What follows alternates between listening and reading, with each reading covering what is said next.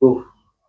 Hello, j'espère que vous allez bien. Une fois de plus, bienvenue à cet échange dans lequel nous essayons de parler de l'importance du relationnel et du vivre ensemble dans le développement personnel, économique et professionnel d'un individu en particulier. Alors aujourd'hui encore, nous sommes de retour et nous allons rechanger. Nous allons échanger une fois de plus avec l'ingénieur Fodi Jospin que vous connaissez déjà sur cette plateforme. Avec lui, la dernière fois, nous avons développé un ensemble de thématiques qui nous ont permis de comprendre quel était l'apport, en fait, de l'autocritique, quel était l'apport de la remise en question, de la résilience sur le développement académique, le développement professionnel et le développement même d'un sportif. Aujourd'hui, nous allons essayer d'entrer beaucoup plus en profondeur sur l'aspect relationnel. Donc, il serait important de savoir quelle est l'importance en fait du relationnel dans la réussite et l'ascension socio-professionnelle d'un point, académique d'un autre et sportif aussi d'un autre point. Donc, on va essayer aujourd'hui alors de développer chacune de ces thématiques et j'ose croire que à la fin de cette vidéo, vous aurez vous aussi réussi à capter pas mal de compétences et pas mal de connaissances sur ces différentes notions.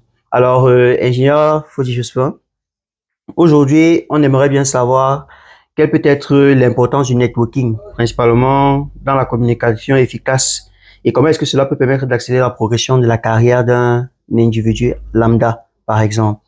Ok. Déjà, merci encore, Serge, pour cette autre opportunité que c'est ça et vous me donnez déjà pour partager mes idées, mes opinions. Donc, en quoi est-ce que le networking est important pour l'ascension socio-professionnelle d'un individu, pour la réussite, disons même pour l'épanouissement, ouais, d'un individu et tout. C'est ça, c'est assez simple, tu vois.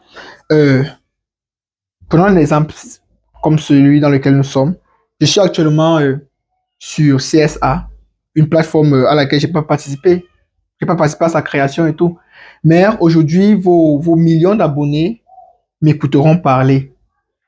Et je le dois à notre relation, au fait qu'on se connaisse depuis quelques années déjà. Je le dois au fait que tu me fasses confiance.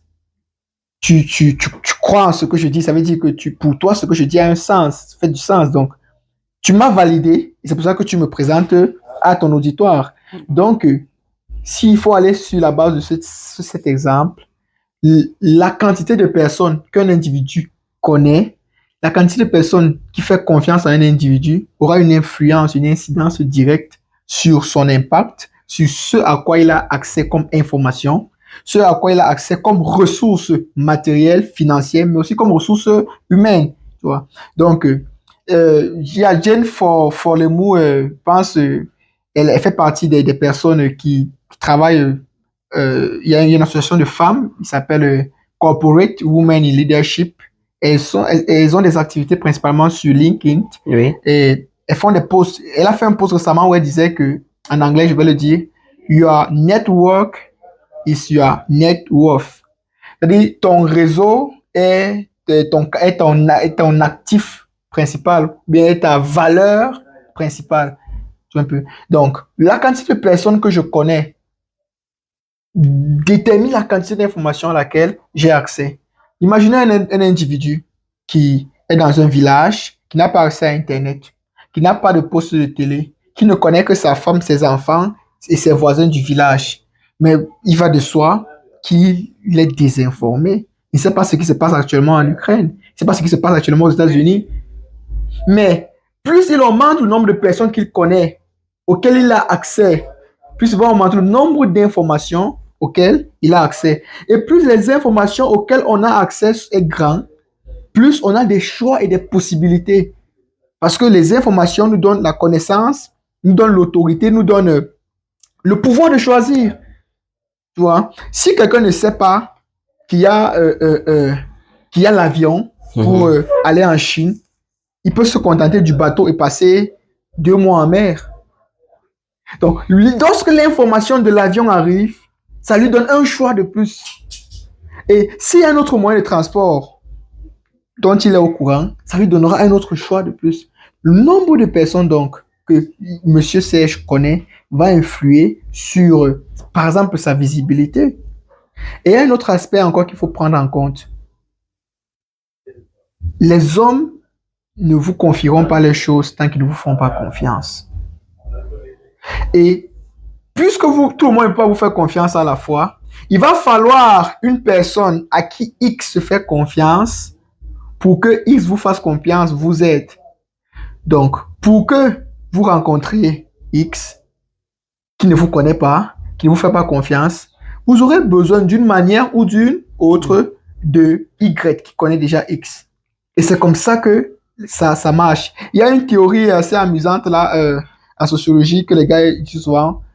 Ça se résume à une échelle de 10, à un degré 10, tous les hommes d'un pays se connaissent. C'est-à-dire que si on va jusqu'à un degré 10, je connais quelqu'un qui connaît quelqu'un, qui connaît quelqu'un, qui connaît quelqu'un au point où je connais le quelqu'un en question. C'est assez ambigu un peu, là, ça va faire rire certains. Mais en réalité, c'est ça. Je vous connais, vous connaissez, vous êtes mon ami, j'ai d'autres amis, vous avez d'autres amis qui ont à leur tour d'autres amis, qui ont d'autres amis, ainsi de suite. Et donc, dans ce sens, chacune donc des relations que nous avons devient capitale. Parce que je ne connais pas jusqu'où elle pourra mener. Donc, je ne vais pas me complaire et rester où je suis peut-être méprisé forcément. Mais je veux me rassurer que chacune des relations que j'ai, je la traite justement, je la traite à son importance. Je lui donne l'importance qui est la sienne. Et donc, que ce soit un vigile, que ce soit un chauffeur de moto, ou bien que ce soit mon patron ou bien mon collaborateur, valoriser cette relation me donne l'avantage dans la vie. Et maintenant, dans le domaine professionnel, la quantité de personnes qui vous connaissent vous donneront accès à des portes. Si vous connaissez vous avez un seul collègue, ou bien vous connaissez un seul collègue qui fait dans le même domaine que vous, il y a des informations du domaine que vous n'aurez pas.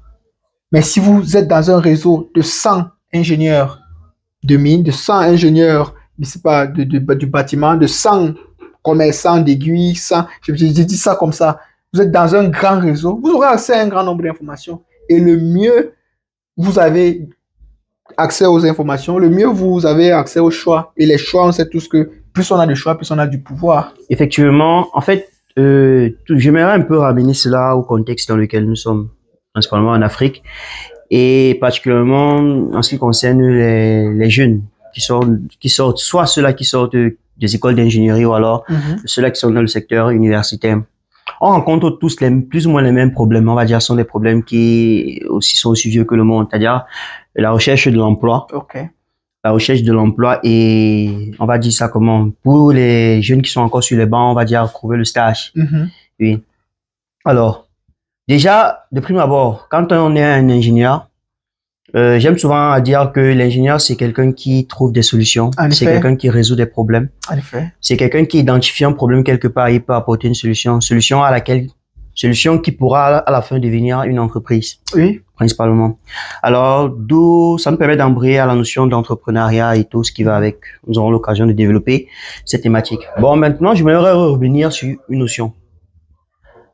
Comment faire, sachant que nous sommes dans un pays où alors, en Afrique, généralement, on va sur, si on n'a pas tel réseau, on ne peut pas facilement atteindre tel ou tel objectif. Qu'est-ce que vous pourriez conseiller, vous, n'est-ce pas, à des individus, alors, à des enfants, à des jeunes, qui souhaitent soit trouver un emploi, soit peut-être faciliter leur insertion socio-professionnelle. Qu'est-ce que vous pouvez conseiller en matière de réseau? Parce qu'on dit bien que c'est le réseau, c'est le réseau, c'est le réseau.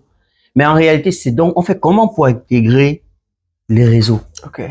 On fait comment? Qu'est-ce que vous pouvez conseiller, par exemple, à un enfant qui souhaiterait intégrer un réseau, alors qui souhaiterait trouver de l'emploi en passant peut-être par un réseau approprié? Qu'est-ce que vous pouvez lui proposer? D'accord.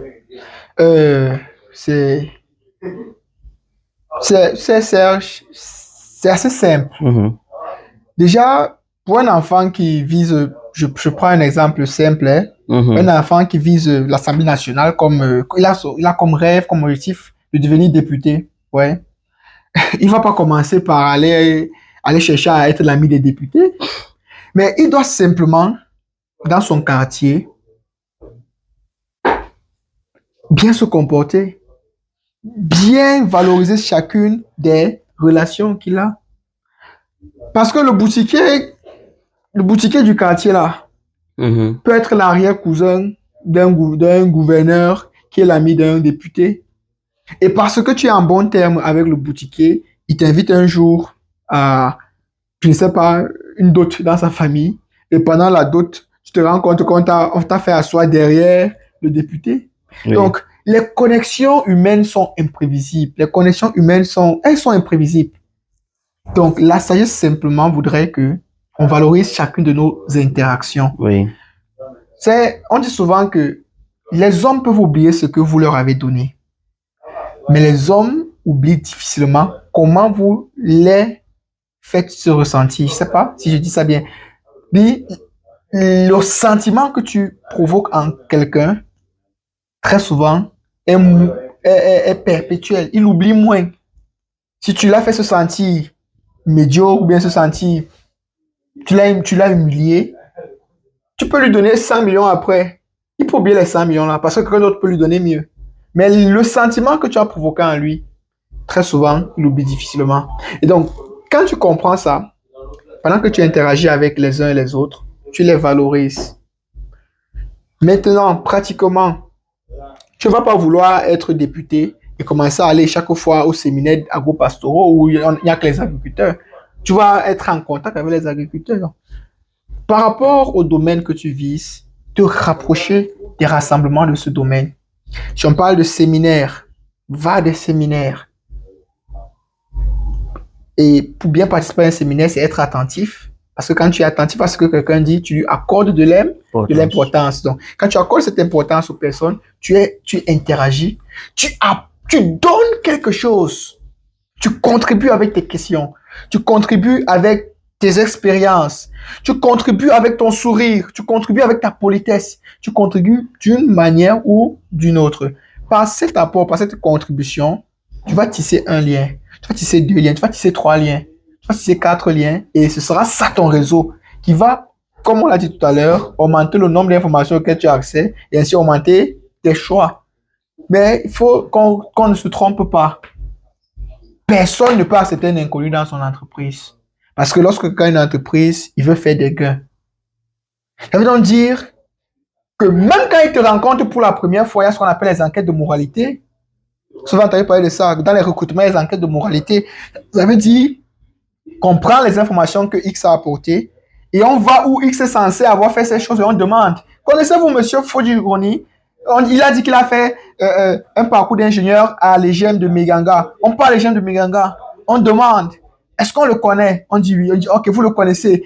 Comment est-ce qu'il s'est comporté quand il était ici? Suivait-il les instructions? Produisait-il des résultats? Était-il vivable? Ouais. Est-ce qu'on pouvait vivre avec lui? Est-ce qu'il est poli? Est-ce qu'on peut lui confier quelque chose? Maintenant, lorsque cette personne qui a du crédit vous le transfert, c'est-à-dire vous valide l'inconnu dont vous acceptez, sachant que si monsieur tel dit que ce garçon est comme ceci, comme monsieur tel est intègre, comme monsieur tel est travailleur, comme monsieur tel est concentré, ça veut dire que lui aussi peut être concentré. Vous profitez donc de l'une de vos relations pour avoir accès à un endroit que vous visez. Je t'assure, Serge, il faut qu'on dise la vérité aux uns aux autres. C'est des secrets qui nous ont été longtemps cachés. Personne ne donne sa chose à quelqu'un dont il se méfie. Et tout le monde, de prime abord, se méfie des inconnus. Donc, personne ne donne sa chose aux inconnus. Il doit te connaître, soit par un collaborateur qui t'a recommandé, soit par une idéologie peut-être qui vous a rassemblé, il peut vous avoir rencontré dans un colloque, dans un séminaire, il peut vous savoir appartenir à un cercle, à une obédience, ou bien à une philosophie, mais il doit avoir une chose sur laquelle il s'appuie pour penser vous connaître. Ce n'est que là que les hommes vous confieront leurs entreprises, que les hommes vous confieront leurs biens, que les hommes vous confieront leurs projets. Donc, arrêtons de nous tromper. Le petit qui veut devenir, je ne sais pas, super maire demain, ou bien ingénieur demain, ou bien président de la République, ou bien député, ou bien commerçant, qu'il s'entoure des commerçants, qu'il trouve un moyen pour aller aux endroits où les commerçants vont, qu'il fasse comme les commerçants, mais plus que tout, qu'il valorise chacune des relations qu'il a.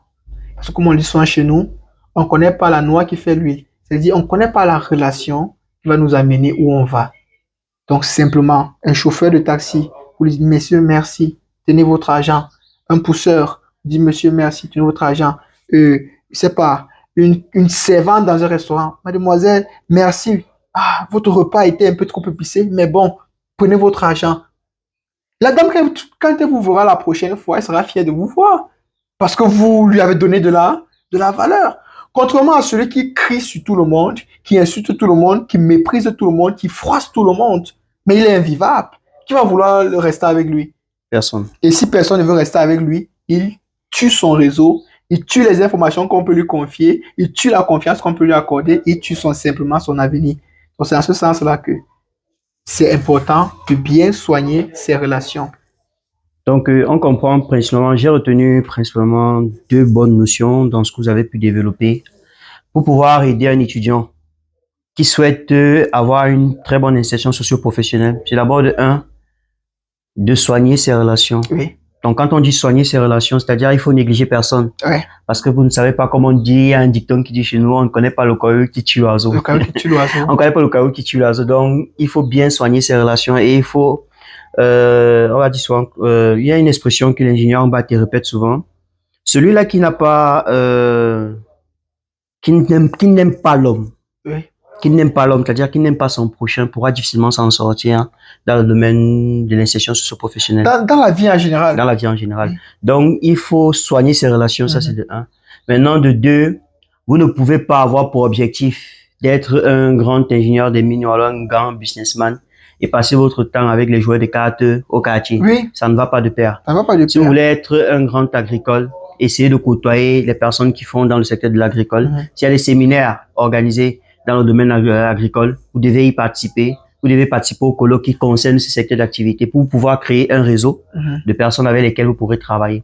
Toujours dans cette optique, au sein de CSA, donc c'est donc l'une des raisons pour lesquelles nous avons donc créé la communauté CSA, pour regrouper donc des personnes qui ont la même idéologie, parce que c'est en travaillant avec des ingénieurs. Aujourd'hui, on a la chance que le digital nous a permis de rencontrer des personnes venant de tous les pays. En effet. Donc c'est une communauté qui rassemble maintenant des personnes venant du Tchad, du Congo, de la RCA, de la Guinée-Conakry, Burkina Faso, du Mali, de l'Algérie, bref, tous les pays du monde. Vous avez la possibilité de côtoyer et d'échanger avec des ingénieurs de mines qui sont dans votre secteur d'activité, votre spécialité. Ces personnes-là vont vous donner des conseils, vont vous donner des relations, vont vous donner la vision nécessaire. Et avec ce qu'on appelle chez nous les retours d'expérience. Okay. En faisant des retours d'expérience au sein de la communauté, vous avez la possibilité de bénéficier de l'expérience d'un ingénieur peut-être qui a déjà fait 10 ans, 15 ans dans le secteur d'activité et qui pourra vous remettre qui pourra vous donner les bases nécessaires pour savoir même qu'est-ce que vous devez faire pour exceller dans votre secteur d'activité. Ce sont là les avantages que vous pouvez avoir lorsque vous rejoignez une communauté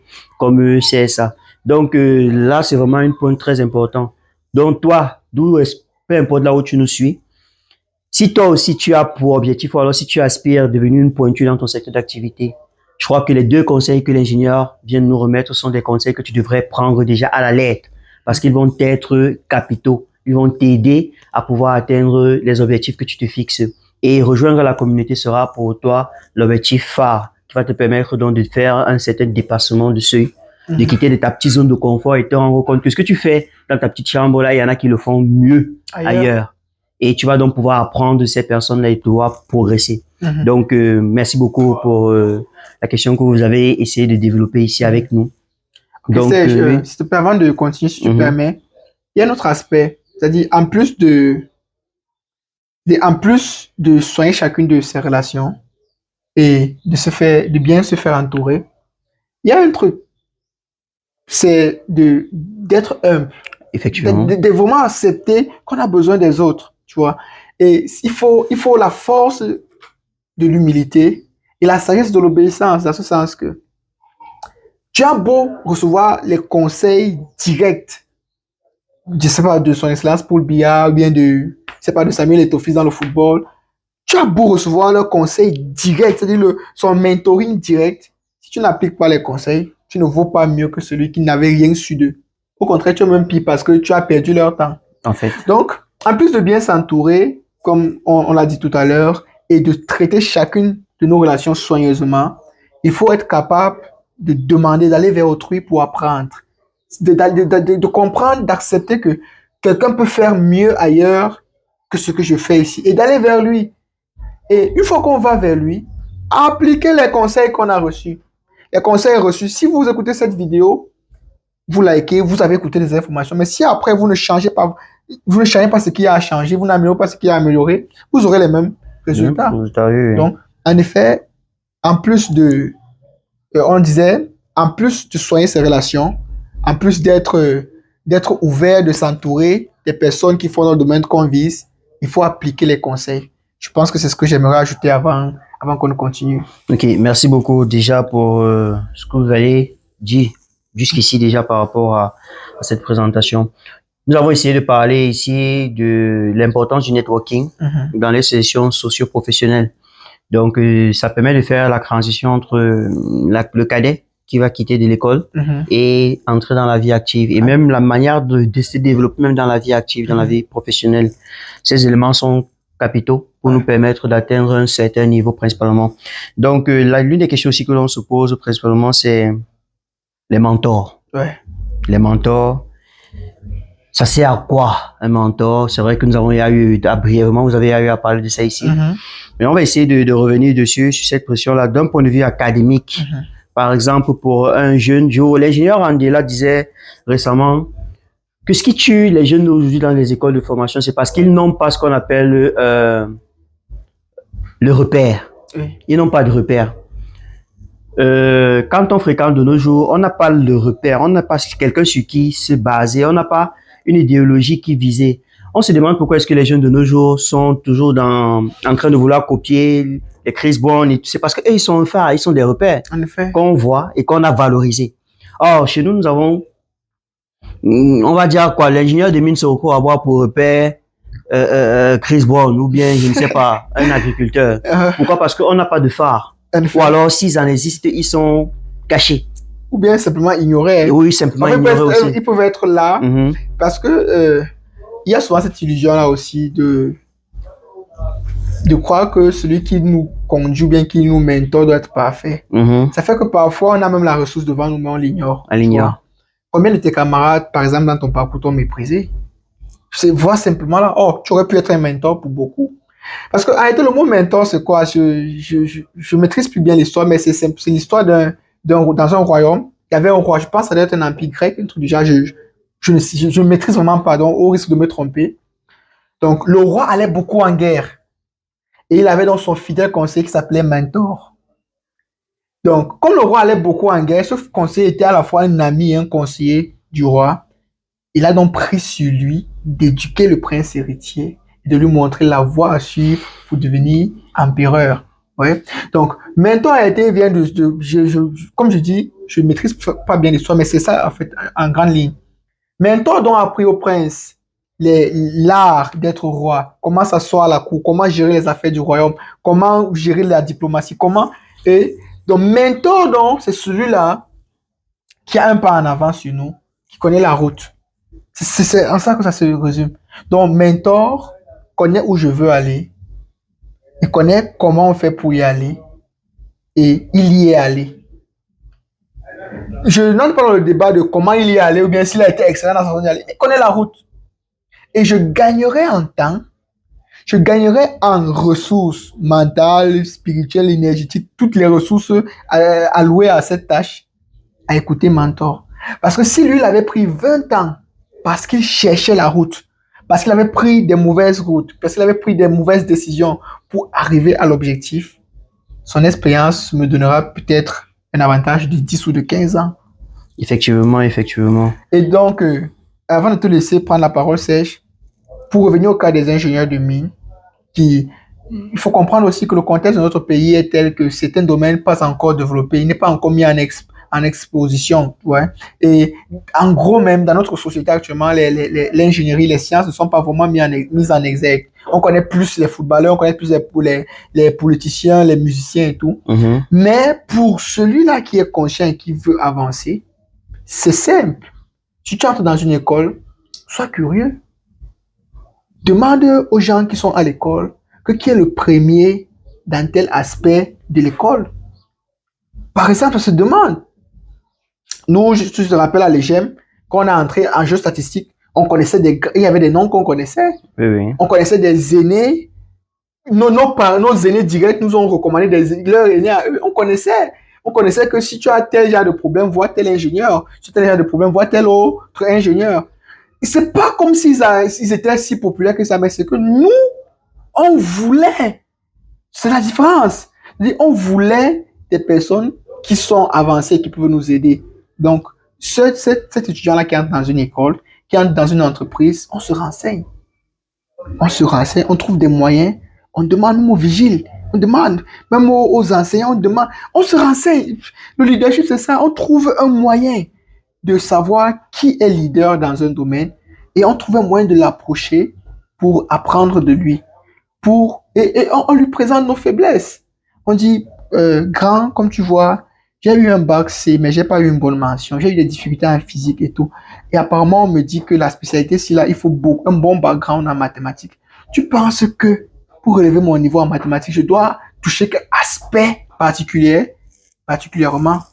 Et donc, l'aîné, c'est que sur les aînés veulent transmettre. Ça, c'est un fait. Tous les aînés veulent transmettre. Peut-être qu'il y a des exceptions, mais tous les aînés que moi j'ai rencontrés veulent transmettre. Ils veulent être utiles aux plus petits. Et donc, il sera content de voir un petit qui donne de la valeur à son savoir, Oui. faire son savoir-être. Et il va le partager. Il va devenir un mentor. Et c'est simplement ça. Le mentor, il nous montre la voie à suivre. Qu'il soit plus âgé, moins âgé, il va devenir un mentor. Et l'étudiant en question va gagner en avant. Il va gagner en temps. Il aura un avantage sur le temps. Il aura un avantage même dans la méthodologie. Oui. Comme tu sais qu'il y a les matières, par exemple, où c'est plus facile d'avoir une bonne moyenne, au-delà d'avoir compris, de répondre comme l'enseignant veut. Parce que l'enseignant a une philosophie dans laquelle si tu n'es pas, tu vas échouer la matière. Sinon, c'est les réalités dans lesquelles on est. Et dans les aînés dont elle a dit que bon, mon petit, pour parler comme mon quartier, si tu composes telle matière, écris comme ceci. Parce que quand tu écris différemment, l'enseignant, lui, ne comprend pas. Il te donne avantage. Donc, c'est plus ça. Vas-y, c'est chiant. Ok, donc il y a aussi une question là qui est importante, je crois, à soulever. C'est déjà, lorsque nous sommes sur les bancs du sport, nous avons parfois cette crainte-là de l'enseignant. Et je me suis rendu compte d'un truc, ou alors d'un aspect, c'est que lorsque moi j'étais sur les bancs, les professeurs que je vais jamais oublier jusqu'à présent, ce sont les professeurs, ce sont les matières dans lesquelles j'ai excellé aussi. Et je crois que si j'ai excellé sur ces matières-là, c'est beaucoup parce que l'enseignant, c'est en fonction de la relation que l'enseignant avait établie avec nous. Parce que il y a des enseignants qui ont donné l'envie d'éveiller un ensemble de passions. Oui. Par exemple, nous avons, lorsque nous étions en début d'année au niveau, je crois que c'était le niveau 1 ou le niveau 2, le niveau 1, à l'école de géologie et d'exploitation minière, on avait fait un cours, le cours de mécanique des fluides. Et là, c'était professeur Mwangi, je crois. Okay. Professeur Mwangi qui donnait ce cours et qui est actuellement le directeur de l'école polytechnique de Douala. Et ce monsieur a fait cours, le peu de temps avec lequel nous avons fait cours, ça a été marquant parce que ce sont les rares moments que je me souviens encore à l'intégralité jusqu'à maintenant. C'est la manière dont il a transmis le cours, la relation qu'il a établie avec nous, qui étions ses étudiants. Il a fait cours avec avec une quantité de personnes énorme, comme nous connaissons dans nos écoles de formation et tout. Mais malgré ça, il a su établir une relation avec chacune des personnes, du moins avec moi de manière précise, malgré personnel. Oui, malgré le maximum de personnes qui étaient dans la salle de classe.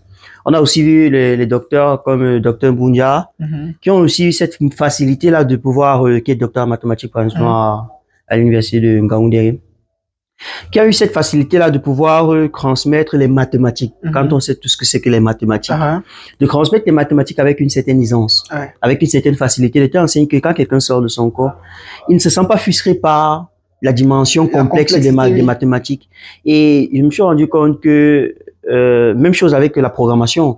On sait tout ce que c'est que la programmation, mais on avait cette manière de travailler peut-être avec, je me rappelle mon doc Fenjo, toujours enseignant à l'école de géologie à l'université de Ngaoundéré. Principalement, on s'est rendu compte que avec cette manière dont ces profs-là qui m'ont personnellement manqué, avec la manière dont ils avaient de transmettre la compétence, cette manière qu'ils avaient de nous inculquer, a fait en sorte que jusqu'à présent, ces notions sont restées. En effet. On a pu capter de manière pratique la compétence qu'ils avaient.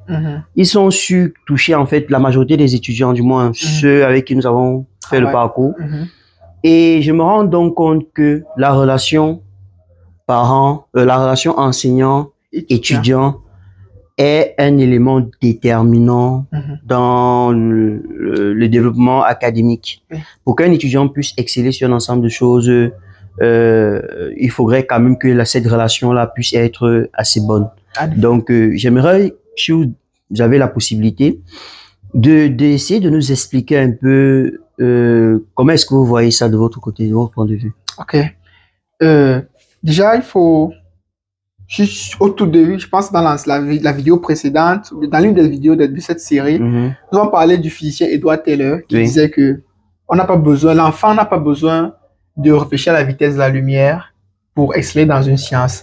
La différence se fait dans l'intérêt qu'il porte à cette science-là. Donc, déjà, pour avoir connu chacun de ces enseignants que tu as cités et tout, et la facilité, par exemple, avec laquelle celui des mathématiques permet aux étudiants de comprendre les mathématiques réside simplement dans l'intérêt qu'il crée pour les mathématiques. Ouais. En réalité, c'est l'un des challenges des enseignants. Un enseignant doit être capable de susciter dans l'apprenant l'intérêt pour sa discipline. C'est-à-dire, quand l'étudiant fait face à ta discipline, il doit être intéressé. Parce que c'est l'intérêt qui fait la différence. Oui. Qu'on ait un QI faible ou un QI puissant, si on a de l'intérêt pour une chose, ce n'est qu'une question de temps pour qu'on l'appréhende et pour qu'on la maîtrise même.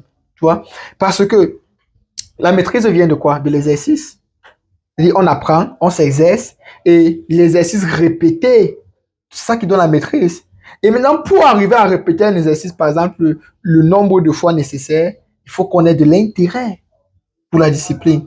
Donc, la relation enseignant-étudiant est capitale dans ce sens que une bonne relation enseignant-étudiant suscite un intérêt favorable à la discipline étudiée. Et lorsqu'il y a l'intérêt, le succès va venir parce que peu importe les difficultés, le fait qu'on s'intéresse à la chose, le fait qu'on se passionne pour la chose nous donnera le boost de motivation nécessaire, le boost de détermination nécessaire, le boost de résilience nécessaire pour y arriver.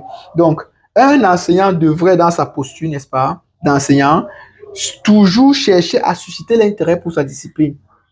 Chercher à susciter l'intérêt, ça se fait de plusieurs façons. Il faut se connaître soi-même en tant qu'enseignant et il faut connaître les étudiants qu'on a en face. Ouais. Par exemple, le docteur Bunja, pour se rappeler des bons moments qu'on a passés à l'école de géologie, parfois, c'est après le cours que tu te rends compte que ce qu'il expliquait est vraiment compliqué.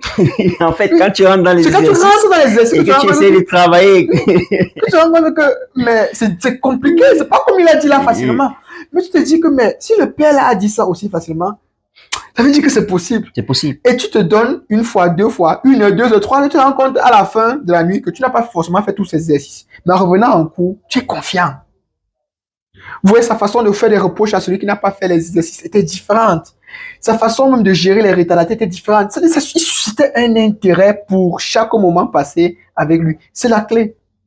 Et si jusqu'au jour vous avez été un enseignant qui ne porte pas les bons résultats avec vos élèves, suscitez l'intérêt.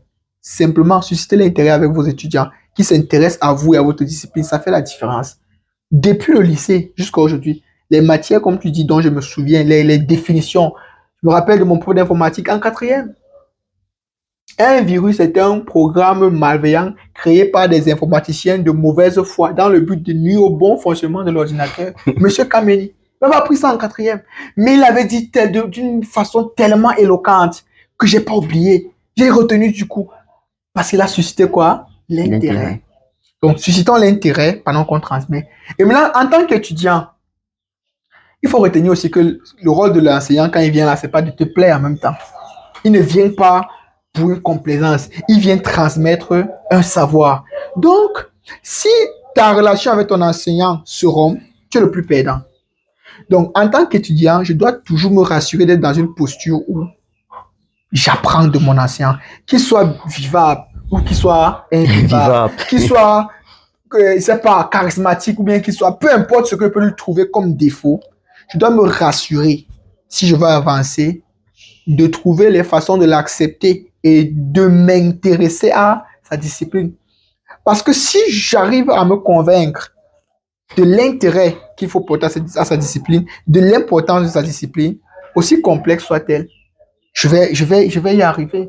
Donc, il y a une posture d'enseignant qui est de susciter l'intérêt, mais quand il a échoué à susciter l'intérêt, l'étudiant dans sa posture, l'étudiant conscient dans sa posture, doit trouver cet intérêt. Il doit créer, il doit s'adapter, il doit forcer le calcul, mais il doit tout faire pour arriver à appréhender la notion. Parce qu'à la fin de la journée, si tu échoues et que tu dis que c'est parce que l'enseignant enseigne mal, mais bon, explique ça, il sait pas à qui tu vas expliquer ça, mais ça passe pour certains, mais c'est juste une excuse.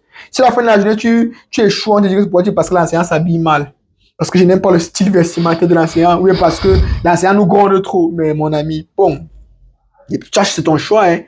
Trouve une façon de t'intéresser. Donc, la relation enseignant-étudiant est importante parce qu'elle permet de mesurer l'intérêt qu'on a avec vis-à-vis d'une discipline.